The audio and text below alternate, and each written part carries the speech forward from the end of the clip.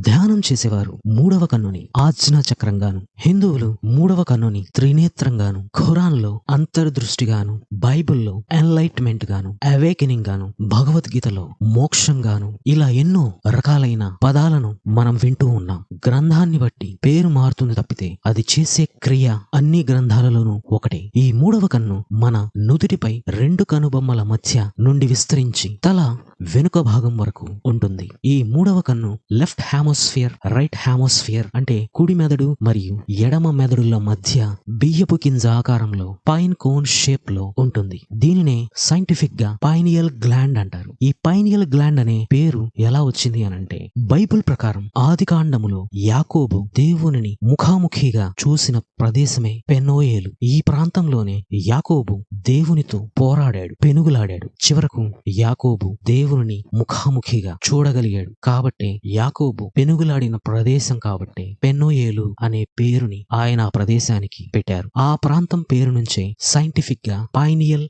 Gland గా పిలుస్తున్నారు.